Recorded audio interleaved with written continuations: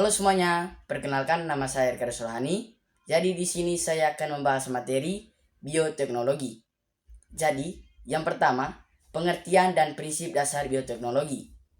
Bioteknologi berasal dari kata bio atau hidup dan teknos atau teknologi yang berarti ilmu yang menerapkan prinsip-prinsip biologi.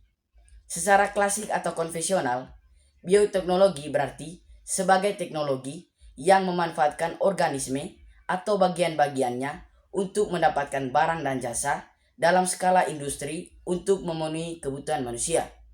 Jadi yang kedua, jenis-jenis bioteknologi. Menurut perkembangannya, secara umum, bioteknologi dibagi menjadi dua jenis, yaitu bioteknologi konvensional dan bioteknologi modern. Yang pertama, bioteknologi konvensional atau sederhana. Bioteknologi konvensional adalah bioteknologi yang memanfaatkan organisme secara langsung untuk menghasilkan produk barang dan jasa yang bermanfaat bagi manusia. Bioteknologi ini masih sangat sederhana atau tradisional karena teknik dan peralatan yang digunakan masih sederhana. Pada bioteknologi konvensional menggunakan mikroorganisme, proses biokimia, dan proses genetik alami. Manipulasi yang biasa dilakukan hanya pada media tumbuh atau substrat dan kondisi lingkungan belum sampai pada tahap rekayasa genetik.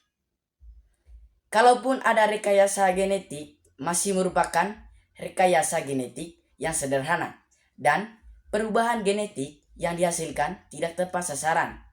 Kelebihan dan kekurangan bioteknologi konvensional adalah sebagai berikut. Yang pertama, kelebihan dari bioteknologi konvensional. Yang pertama, biaya produksi murah. Yang kedua, teknologi menggunakan peralatan sederhana. Yang ketiga, pengaruh jangka panjang sudah diketahui. Yang kedua, kelemahannya. Yang pertama, perbaikan genetik tidak terarah. Yang kedua, memerlukan waktu relatif lama. Yang ketiga, belum ada pengkajian prinsip-prinsip ilmiah. Yang keempat, hasil tidak dapat diperkirakan sebelumnya. Yang kelima, tidak dapat mengatasi ketidaksesuaian genetik. Yang keenam, reproduksi dalam skala kecil. Yang ketujuh, proses relatif belum steril. Yang ke-8, kualitas hasil belum terjamin. Setelah kita membahas kelemahan dan kelebihan dari bioteknologi konvensional, bioteknologi konvensional juga ada beberapa manfaat dalam beberapa bidang. Yang pertama, dalam bidang makanan, yaitu yogur. Yogur merupakan minuman hasil fermentasi susu yang menggunakan bakteri Streptococcus thermophilus atau Lactobacillus bulgaricus. Yang kedua, keju. Keju merupakan bahan makanan yang dihasilkan dengan memisahkan zat-zat pada susu melalui proses pengentalan atau koagulasi. Yang ketiga, roti.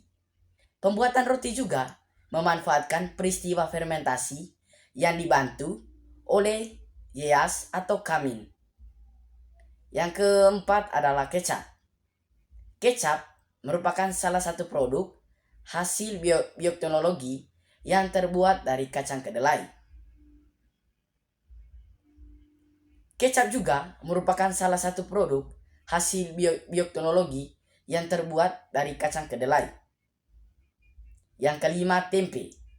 Tempe adalah makanan tradisional khas Indonesia yang sering dikonsumsi menjadi salah satu makanan favorit. Yang keenam, cuka. Cuka sebagai bahan dasar pada proses pembuatan cuka adalah etanol yang dihasilkan oleh fermentasi anaerob oleh ragi. Yang berikut dalam bidang pertanian.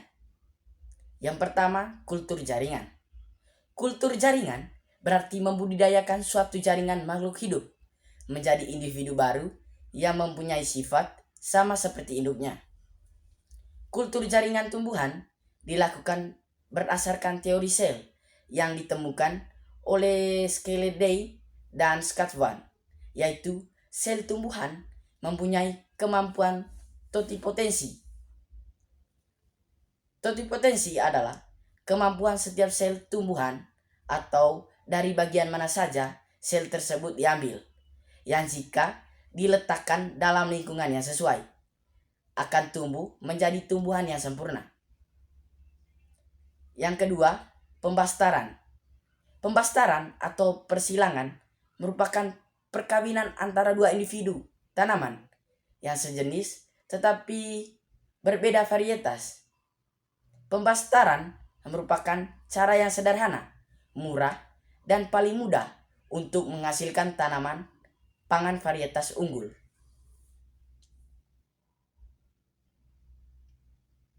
Yang ketiga, hidroponik. Hidroponik adalah teknik bercocok tanam tanpa menggunakan tanah sebagai media tanamannya.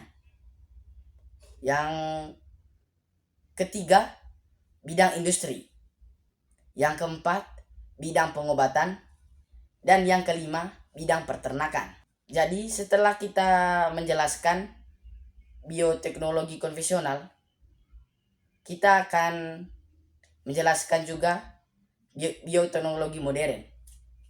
Jadi, kelebihan dan kekurangan bioteknologi modern antara lain, yang pertama, kelebihan dalam bioteknologi modern.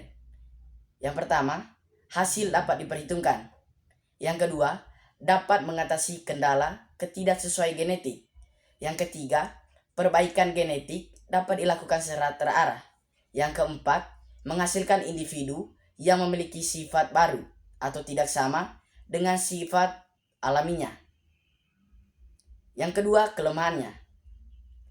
Kelemahan dalam bioteknologi, yang pertama itu biaya produksi relatif mahal.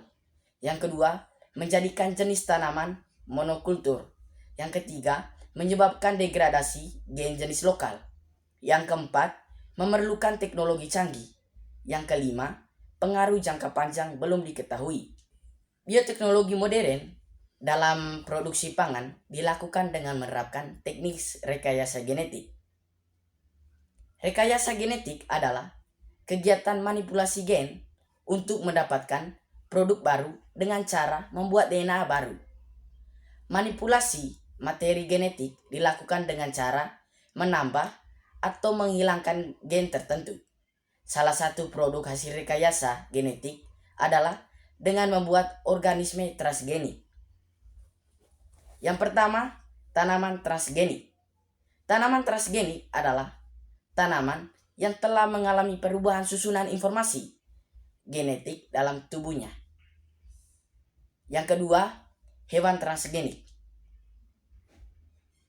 Pada awalnya, hewan transgenik merupakan bahan penelitian para ilmuwan untuk menemukan jenis penyakit yang menyerang hewan tertentu dan cara penanggulangnya. Perkembangan selanjutnya, penerapan teknologi rekayasa genetik pada hewan bertujuan untuk menghasilkan hewan ternak yang memproduksi susu dan daging yang berkualitas, ikan yang cepat besar dan mengandung vitamin tertentu, dan sebagainya. Sekian dari penjelasan dari saya. Semoga video ini bisa bermanfaat bagi teman-temanku sekalian. Sekian dan terima kasih.